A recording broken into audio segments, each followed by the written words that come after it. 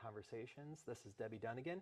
She is running for re-election as the Recorder of Deeds, and it's good to have you with us. Thank you. It's good to be here. Yeah, just as a reminder, my name is Daniel. I'm here at New Hope Fellowship, and we are not sponsoring or endorsing any of these candidates. We just wanted to bring them in to have a conversation with them so our community could get to know them better and who is running for these different offices. So with that in mind, Debbie, go ahead and tell us a little bit about yourself, your family, and your background. Okay. Well, I was born and raised in Cedar Hill. Don't hold that against me. Oh, we don't. We love Cedar Hill out here. So. My family is, my mom's still there. I'm a 7th generation Jefferson Countyan. Wow. So we've always been here. My grandmother is going to be 100 years old in a couple of weeks. And when she moved out of her family farm, she moved 3 whole miles away. And so we've been pretty grounded here. I've been married for 10 years. I've got a daughter that's 28, obviously not from that marriage. And she just had my first grandson. Oh, my very first grandbaby, thank you. How old is he? He is, well, let's see, he's 3 months Earth time, but he is only 2 weeks actual, yeah. He was born in April, he wasn't due till July. Oh, well. So, is he doing well? He's doing really good. Good, yeah. good. He was in the NICU for 90 days. Yeah. And but yeah, he's doing wonderful. He's the Tough most on beautiful Grandma. baby ever. Yeah. Yeah. Good. I have served on a couple of different boards, the Grandview R2 School Board. I have served on the Missouri Extension Council. I have been a title examiner for 10 years, which was what made me decide I needed to be the Recorder of Deeds, and ran for it in 2010, was elected to term in 2011. Awesome. And tell us what the Recorder of Deeds does. Well, the Recorder of Deeds is the depository for all the real estate records in the county. So all your ownership documents, your mortgages, your liens, easements, anything to do with the ground that you live on is recorded in our office. Okay. And it's been that way since 1819 was when the county was founded, and so it's the recorder's job to make sure all of those documents stay preserved and protected because they're permanent. They never go away. And so you have documents from 1819? Every document. Wow. Every document That's that cool. has ever anything to do with Jefferson County real estate, I have in the office there, yep. That's awesome. And you have a team working with you? I have a staff of 7. There's 8 counting me. I always count myself because I do the same things they do. I'm a hands-on recorder. Okay. Okay. I don't just sit in the office and play video games. I do everything that they do. Wait on the public and answer the phone and record documents and make sure everything keeps running. Awesome. And you said you've been doing that for 12 years now? Been the recorder. This is my 12th year. Okay. Yeah. Awesome. Awesome. Well, we do have a list of questions, and I know some of them don't apply to you, but I believe that in every facet of government that we should have people who are ethically minded and believe in doing the right thing. And so one of the questions that we had on that list is we want to ask you to tell us about a time that you faced an ethical dilemma and how you handled that. And it doesn't have to be in your office as the Recorder of Deeds. It can be at any point in your life.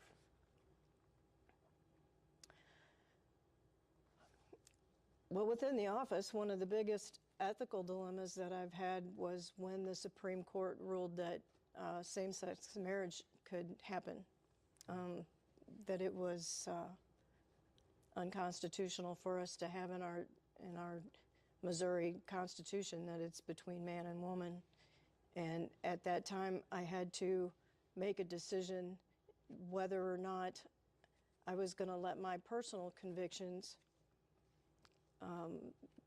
make me stand against what the Supreme Court was saying and what everybody else was saying.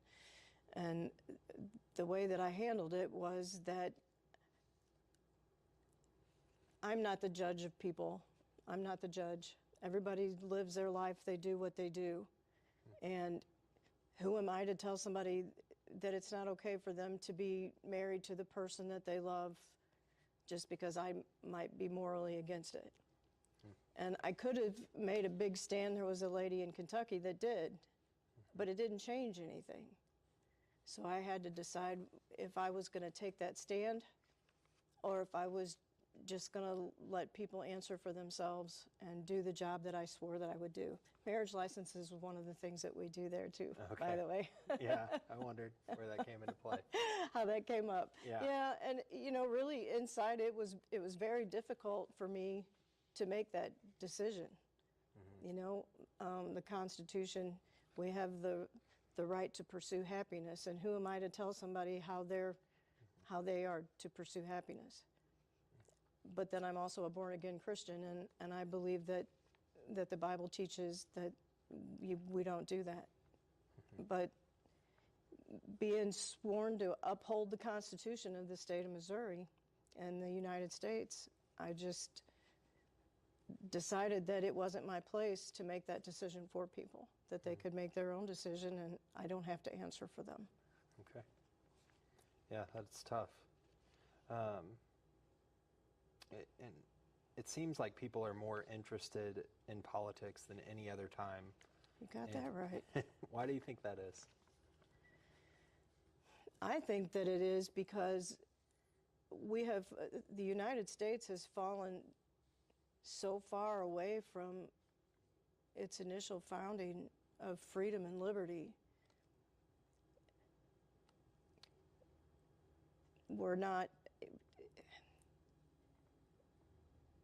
We're so in debt, and there's so many people trying to say that one group of people has a right to do something and another group of people doesn't have that right to do it. I just think America's on the verge of extinction, and I believe that a lot of other people think that too.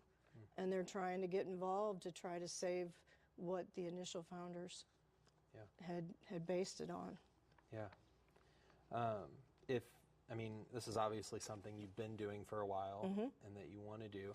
I assume you have every intention of fulfilling the full 4-year term if reelected. Oh, absolutely. And possibly moving for another reelection and so on and so forth. I can't decide another one until I get through this one. Sure, absolutely. I don't think that any public office should be a career. I don't think it was intended that way. I think part of the reasons that the country's in the mess that it's in is because some people have been in office for 70 or 80 years and they feel like they're entitled to it. And I don't believe that. However, one of the things that irks me more than anything is that somebody that gets people to vote for them in an office and in midterm they abandon it to go run for something else, right? I don't think that that's right, personally. Yeah. You were hired to do that job, and if you don't want to do that job anymore, when your term is up, then go run for another one or go back to the private sector. I had a mission to correct a bunch of problems in the indexing for the land records. And as a title examiner, I knew what they were, and they needed to be corrected, and it needed to be somebody that knew how to correct them to make a chain of title findable, so that somebody's ownership doesn't come into question. And I will not seek a higher office. I don't have political ambitions. I don't want to be something else. I'll do this, and when God tells me it's time to move on, I will move on and go back to the private sector like everybody else. And I guess that really answers the question of why you want to serve the county in this role. Absolutely. This Absolutely. Yeah. The index is when somebody brings us a document to record, we put a number on it and we put it in our big filing cabinet, okay? That's what I liken us to, is a filing cabinet. And then we index certain information off of the document so that if somebody needs that document, we can pull up the information in the index, find where it's at, and get it to them. When I decided I needed to run, there were so many errors in spelling and omission that the indexes required a 100% revision. That's what I wanted to go there for. The person that was doing the job before me didn't seem to think it was an issue if you couldn't find a document.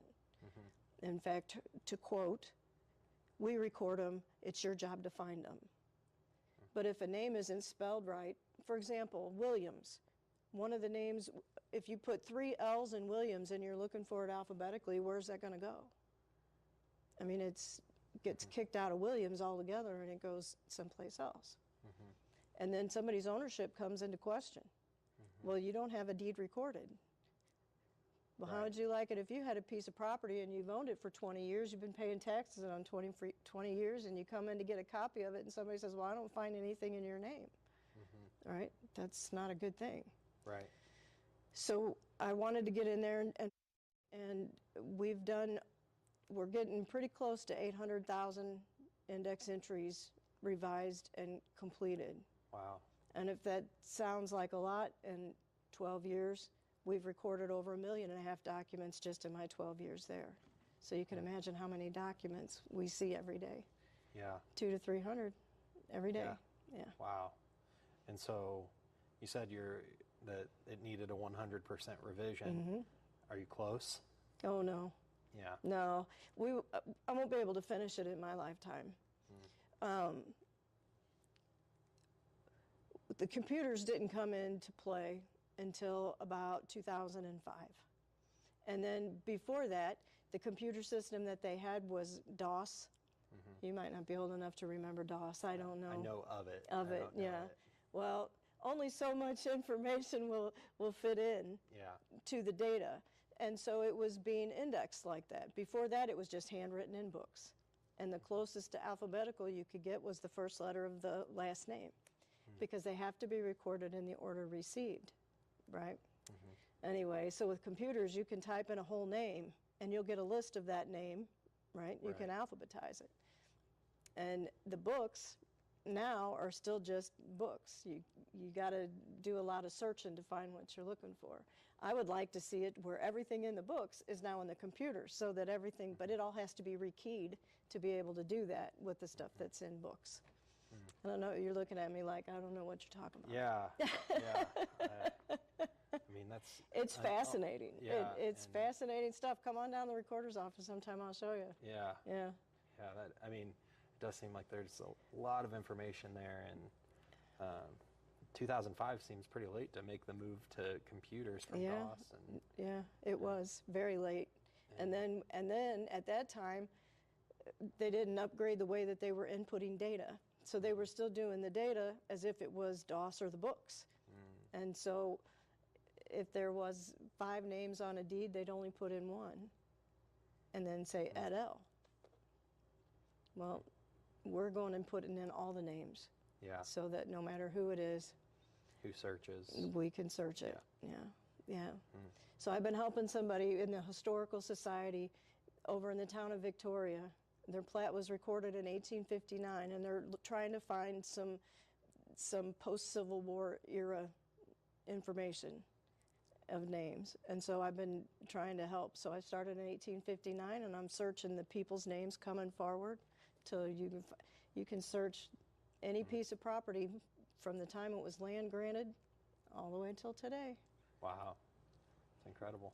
Yeah, it's fun. Yeah.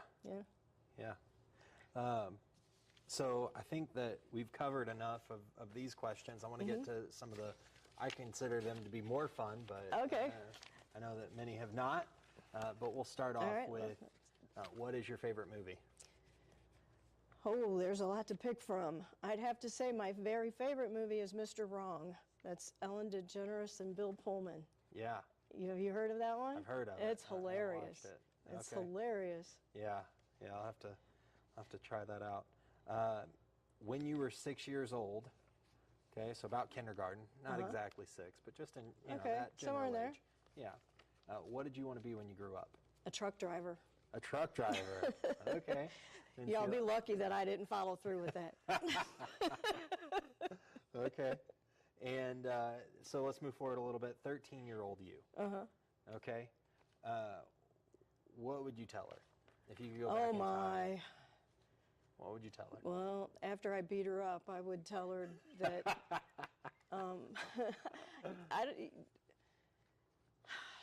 there's a lot of stuff that happened to you that it wasn't your fault. And don't let it influence the decisions you make going forward. Yeah. Okay. all modesty aside, what are you better at than 90% of people? And it doesn't have to be serious. I'm pretty good at sleeping. Okay. Okay. You and my wife would get along. She's... I don't get to do it very often, but once I get it, boy, I'm out. Yeah. Yeah. Well, good. Well, good. Well, it's been a pleasure chatting with you. Where can people find more information about you?